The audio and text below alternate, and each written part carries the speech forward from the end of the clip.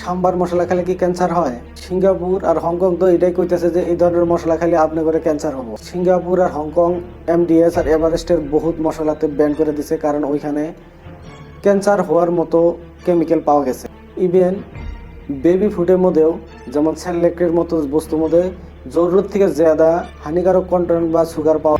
তাহলে কি এগুলার জন্য আমাকে ভারতের মশলা কোম্পানিগুলা বা বেবি ফুড কোম্পানিগুলা, নেসলে কোম্পানি, এগুলাই কি দায়ী, না ভারত সরকারের কোনো ভুল আছে? চলেন আজকের এই ভিডিওতে আমরা এগুলা বিষয়ে আলোচনা করব। আমগরে প্যাকেট ফুড কীভাবে আমগরে ক্যান্সারের কারক হয়ে দাঁড়াইতেছে।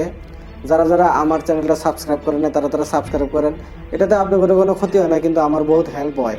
তো ভিডিওটাতে একটা লাইক আর একটা শেয়ার। আপনি ভিডিওর শুরুতে আপনাদের একটা চ্যালেঞ্জ দিবার চাই যে এই ভিডিওতে দেখানো খাওয়া দাওয়াগুলা যেমন গার্ডারের সামনে বা নালার সামনে বেচতেছে, এখানে কি আপনারা স্বাস্থ্যকর হিসাবে খাবার করলে আপনারা কি এই ভিডিওতে দেখা গেছে ফাস্টফুডের দোকানগুলোতে কোনো ধরনের পরিষ্কার পরিচ্ছন্নতা নাই, ইভেন হ্যান্ড গ্লোভস পর্যন্ত পিনতে নাই।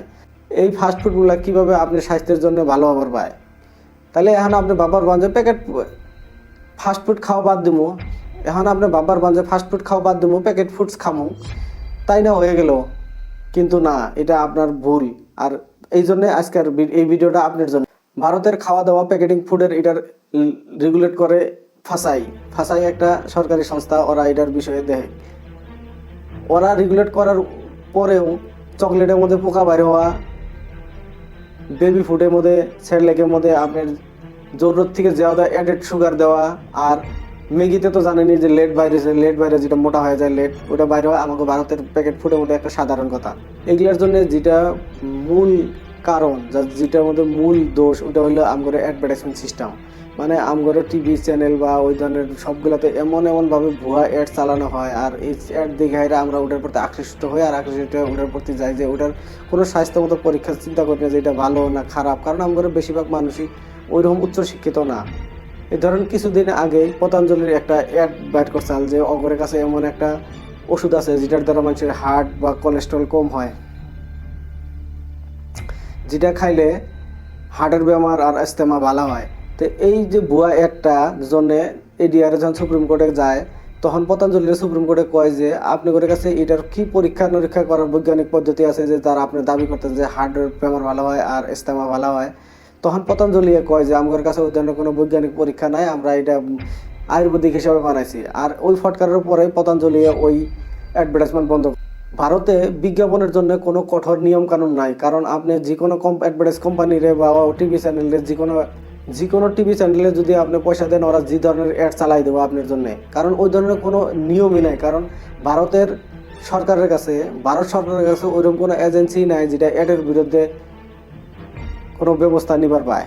যেটাও একটা সংস্থা আছে, advertisement standard association of India, ওইটা আপনার একটা প্রাইভেট সংস্থা। আর ওই প্রাইভেট সংস্থা দিয়ে কোনোদিনও ওদের কাছে ওইরকম ভুল পাওয়ার নাই যে ওরা ওইরকম কোনো ব্যবস্থা গ্রহণ করার বা টিভি চ্যানেলগুলোর বিরুদ্ধে।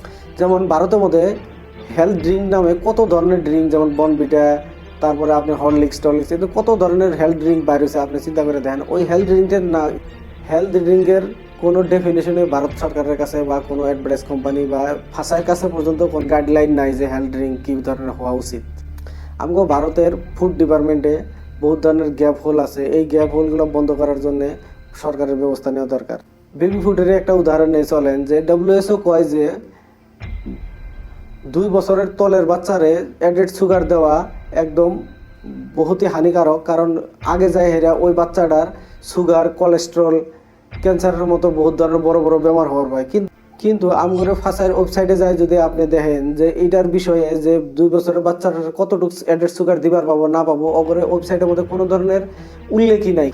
আমাকে ভারতের সব প্যাকেট ফুডের দেখাশোনা করে এই ফাঁসাইয়ে। তো ফাঁসাইয়ের কাছে যদি আপনার কোনো গাইডলাইন নাই যে কী ধরনের হওয়া লাগে, কী ধরনের না হওয়া লাগে, তাহলে কিভাবে আমগরে ভারতের প্যাকেট ফুডগুলা সেফটিগুলা আপনি মেজার করতে পান? আর এই ফাঁসার কাছেই সব অথরিটি যে আমরা ভারতের মানুষের কী ধরনের খাবার খাবো, কী প্যাকেটের মধ্যে কী ধরনের কন্টেন্ট যাওয়া লাগবো, কী ধরনের কী যাওয়া না যাওয়া লাগবো, সব ওরা নির্ধারণ করে। ওদের কাছে যদি স্ট্রিক্ট রুল নাই, তাহলে কীভাবে আমরা ভারতের মানুষের খাওয়ার মধ্যে ভালো আপনি চিন্তা করতে পারেন?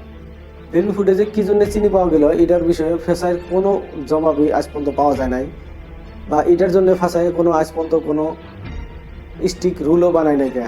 পার্পেল আই নামে এক এনজিও নেসলের 15টা বেবি ফুডের পরীক্ষা করে, আর 15টা পরীক্ষার মধ্যে পাওয়া যায় যে প্রত্যেকটা প্রোডাক্টের মধ্যে 2.2 থেকে 2.7 পার গ্রামে চিনি পাওয়া গেছে এক্সট্রা অ্যাডেড, মানে যেমন চামচ দিয়ে আমরা দেই ওইভাবে ওরা প্রত্যেক 100 গ্রামে 2 গ্রামের থেকে 2.7 গ্রাম পর্যন্ত ওরা চিনি অ্যাড করছে। এই প্যাকেটটার এই লেভেলটা দেখেন, এটার মধ্যে স্পষ্টভাবে লেখা আছে যে পার 100 গ্রামে 6 গ্রাম করে চিনি অ্যাড করা আছে। আর এটারই আরেকটা এই প্যাকেটেরই উল্টা পৃষ্ঠে আবার লেখা আছে যে এই লেখের মধ্যে আপনি 2 থেকে 6 মাসের বাচ্চারে দিনে 2 চামচ করে 3 বার খাবার দিবার পাবেন, আর 6 মাসের থেকে 12 মাস পর্যন্ত বাচ্চারে আপনারা 3 চামচ করে দিনে 3 বার খাবার পাবেন।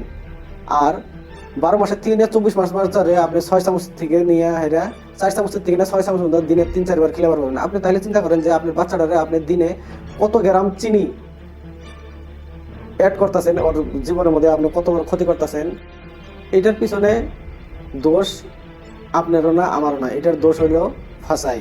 কারণ সব এগুলোর স্ট্যান্ডার্ড মেনটেন করে ফাঁসাই। তো ফাঁসাই যদি কোনো রুল রেগুলেশন না থাকে তাহলে তো আম করে মানুষের এই কোম্পানিগুলা তো যে কোনো বস্তু খিলাবারই পায়, এই কোম্পানিগুলো যে কোনো বস্তু আম করে খিলাবার পায়।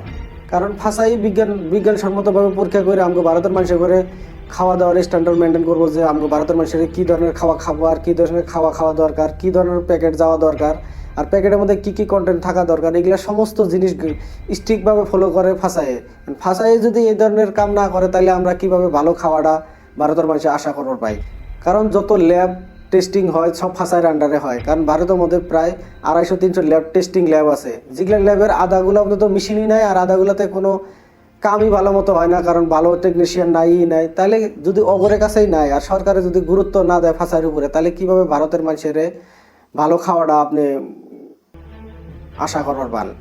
আর এটার জন্য খালি যে ভারতের কোম্পানিগুলাই দেয় ওইটা না, কারণ আমগরে ভারতের মানুষের মাইন্ডসেট এইভাবে হয়েছে যে কি আছে ওইটা খালি কম দামে পাইলেই হইলো। কারণ আপনি ভারতের মানুষ কম দামে জিনিস পাইলে হারে ওইটা খাওয়ার নিগা উঠা পড়ে লাগে, বা কোনো চেক করে না যে এটাতে আসলে খারাপ কিবা এলো না ভালো কিবা খাইতেছি, কোনো ধরনের কিছু চেক না করে হারে আমরা কি দাম কম পাই। আর কোম্পানিও ওই দাম কম দিবার নিগা মিলাবট করে, যে কোনো বস্তু যদি দামে কম দেয় তাহলে তো মিলাবট হবই। আর এই মিলাবট রুখবার জন্যে কোনো ধরনের স্ট্রিক্ট রুল নাই আম করে। তো স্ট্রিক্ট রুল যদি নাই, কারণ অ্যাডভার্টাইজের মধ্যে যে কোনো বস্তু অ্যাডভার্টাইজ করে হয়, যে কোনো বস্তু 20 পর্যন্ত আমাকে ভারতের মধ্যে বেশ পারবা, যদি সস্তা দেয় সেটাও আমাকে ভারতের মধ্যে বেশ পাবো। আর ওটাই আমগরে অ্যাডভার্টাইজ কোম্পানিরা বা টিভি চ্যানেলরা ওটা অ্যাডভার্টাইজ করবো। ভারতের এক প্রাইভেট এজেন্সি ভারতের থেকে প্রায় 5000 তেল আর মশলার স্যাম্পল একটা করছাল। এই স্যাম্পলগুলো যখন ওরা টেস্ট করছে প্রাইভেট ল্যাবে, ওইখানে পাইছে যে প্রায় 90% মশলা আর তেলের মধ্যে মিলাবট আছে। আর ওগুলাতে এমন মিলাবট আছে যেগুলা ক্যান্সারের কারক হয়ে দাঁড়াইছে। আর এই কথাটা ফাঁসাইও মানছে যে হয় যে ভারতের মশলা আর তেলের মধ্যে এই ধরনের কিছু কেমিক্যাল মিশানো হয় যেগুলোর দ্বারা মানুষের ডাইরেক্ট ক্যান্সার হওয়ার সম্ভব। এইসব খাদ্যখানি খাওয়ার জন্য আমাদের ভারতের বর্তমান ক্যান্সার রোগী বহুত বেশি হইতেছে। আর আপনি চিন্তা করেন আজকের থেকে 20 বছর আগে যে আপনি করে পঞ্চায়েতে বা আপনি করে গ্রামের আশেপাশে কয়জন মানুষের ক্যান্সারের কথা শুনছেন, আর বর্তমানে আপনি যদি সমীক্ষা করে দেখেন প্রায় প্রত্যেক পঞ্চায়েতে 2 থেকে 3 জন ক্যান্সার পেশেন্ট নর্মালি পাওয়া যাবো। তাহলে চিন্তা করেন যে আগের খাওয়া দাওয়ার এখন খাওয়া দাওয়ার মধ্যে এই পার্থক্য আহার জন্যই এই ক্যান্সারের বেমারগুলো বাড়তেছে। আর বর্তমান এই প্যাকেট ফুডের উপরেও বর্তমান যে আমরা কৃষি আবাদ করে বা যারা সবজি আবাদ করে, ওরা দেখেন নানান ধরনের কেমিক্যাল ইউজ করে, নানান ধরনের বিষ ইউজ করে। ওই বিষগুলোর জন্যেও ওইখান থেকে এমন কিছু আছে যেগুলা আপনার খাদ্যর শাকসবজির হাতে ডাইরেক্ট আপনার পেটের মধ্যে যায়। আর ওইগুলো যাওয়ার পরে আস্তে আস্তে কি হয়, ওখানে ক্যান্সার ফর্ম হয়। তো আমগরেও চিন্তা করা দরকার যে যারা কৃষি আবাদ করে ওগরেও চিন্তা করা দরকার যাতে কমসে কম কীটনাশক ব্যবহার করে আর আমাকে ভারতের মানুষের সুস্থ ফুড সেফটি না হওয়ায় আপনার আর আমার স্বাস্থ্যের উপরেও ভারতের স্বাস্থ্যের মধ্যেও ক্ষতিকারক হয়। কারণ ভারতের অর্থনৈতিকভাবে দুর্বল হয়ে পড়ে। কারণ আপনি চিন্তা করেন যদি ভারতের খাদ্য এই প্যাকেটিং ফুডগুলো যেমন সিঙ্গাপুরে ওরা বন্ধ করে দিছে, তাহলে এখন আস্তে আস্তে খালি সিঙ্গাপুরেও না ইউরোপের কিছু কান্ট্রিতেও আগের থেকে আমেরিকারাও করে এই ধরনের মশলাপাতি ব্যান করে দিছে, ইভেন ইউরোপ। আর ওরা যদি এগুলা ব্যান করে দেয় তাহলে ভারতের পয়সাপাতি ইম্পোর্টের যেটা পয়সা হয় ওই পয়সা তো আবো না হলে আর ইকোনমিক গ্রোথ হবো না। তো ওই জন্য ভারতের খাদ্য ভারতের প্যাকেটিং ফুড সিকিউরিটি সিস্টেমটা ফেসায় খুব কঠিনভাবে নিয়ম কানুনের আন্ডারে আনা লাগে, আর আনার পর আনে হারে ভারতের হাতে হাতে সারা বিশ্বর মানুষেরও যাতে এই মশলার দ্বারা ক্ষতি না হয় ওটার প্রতি লক্ষ্য সাধন করা লাগে। ইভেন আপনি চিন্তা করেন এই কিছু 2022-এর মধ্যে ইউরোপে ফলের রাজা বিলা কই আমরা, আম অ্যালফাজো ম্যাঙ্গো, ওটা ভারতের ভারতের ফলের রাজা। তাইলে ওই ফলটা ভারতের থেকে যখন ইউরোপে পাঠায়, ওই ফলটা ভালোভাবে প্যাকিং করা না করায় সমস্ত জাহাজের আম সবজি যা আছে সব ইউরোপ থেকে ঘুরাই দেয়। আর তখন থেকে আজ পর্যন্ত ইউরোপে কোনো একটা বস্তু, ভারতের শাকসবজি এই ধরনের বস্তু আর নেওয়া বন্ধ করে দেয়। আপনি করে বিদেশি কিছু ফুড প্যাকেটের সিম্বল আপনার দেখাবার চাই, দেখেন এই প্যাকেটগুলোতে ABCDE এই ধরনের গ্রেড দেওয়া আছে। তো এইখানে আমাদের এটা বুঝাইতেছে যে ওরা যে কোনটা কি ধরনের হেলদি। যেমন এতে গ্রিন দেওয়া আছে, বিতে হালকা গ্রিন, তারপরে সিতে আরো হালকা হলুদ, তারপরে একটু লাল, তারপরে ডিতে একদম লাল। তার মানে এতে একদম বেশি হেলদি, বিতে একটু কম হেলদি, আর ডিতে একবারে হেলদি আনহেলদি। তাহলে আমার যেটা দরকার, যার যেটা যে ধরনের ক্যাপাসিটি, আর ওই গ্রেড হিসাবে দামও কম বেশি হয়, তাহলে যার যেরকম ক্যাপাসিটি বা যার যেটা দরকার ওইটা নিবার পায়। ওইটার আমগরে কোনো ফুড প্যাকেটের মধ্যে আপনি ওই ধরনের গ্রেড পাবেনই না। তাহলে এই ধরনের জিনিসগুলো আমগরে ভারত সরকারে বা ফাঁসায় এই ধরনের গ্রেড সিস্টেম করলে হারেও আমগরে ভারতের মানুষের বহুত এই ধরনের ক্যান্সারের বেমার থেকে মুক্তি পাবো। এইগুলো বন্ধ করার জন্য আমাকে ভারত সরকারের কিছু পন্থা অবলম্বন করা দরকার। যেমন অ্যাডভার্টাইজিংয়ের মধ্যে একটা কঠোর এজেন্সি বানানো দরকার, যাতে কোনো ভুলভাল অ্যাড দিলে হারে ওটার বিরুদ্ধে এগেনস্টে শক্ত কারবাই করা যায়। তো এই ধরনের আরও ধরেন কোম্পানিরা যাতে কোনো ভুলভাল অ্যাডভার্টাইজমেন্ট করার বানায়, ওই ধরনের বহুত লক্ষ্য রাখা দরকার। যদি এই ধরনের নিয়ম কানুন বানায়, তাহলে আমাকে ভারতের মধ্যেও ভালো খাওয়া, ভালো ফুড পাওয়া যাবো। আর আপনারা যাতে কিছু কিছু বস্তু নিজেরা উৎপাদন করে খাবার পান, কিছু কিছু মশলা যাতে নিজেরা বাইটা ঘষে খাওয়ার চেষ্টা করেন। আগের যুগে যেভাবে খাইছে মা চাষিরা, বা আগের গ্রামের প্রথা বা গ্রামগঞ্জে গেলে আপনি গুঁড়া মশলা পাবেনই না, প্যাকেটিং মশলা খালি সবাই বাইটা ঘষা করে খাইতো। তাই ওই ধরনের আগের পদ্ধতিতে ঘুরে যাওয়ার যতটুকু সম্ভব অতটুকু চেষ্টা করেন। নিজেরা কিছু কিছু শাকসবজি অর্গানিকভাবে আবাদ করে খাওয়ার চেষ্টা করেন। এই ধরনের পন্থা অবলম্বন করে হলে আমরা আগে যাই এই ধরনের বেমারগুলো থেকে মুক্তি পাবো। আপনারা যদি ভিডিওটা ভালোবাসেন তাহলে লাইক করেন, কমেন্ট করেন, আর বেশি বেশি করে শেয়ার করেন, যাতে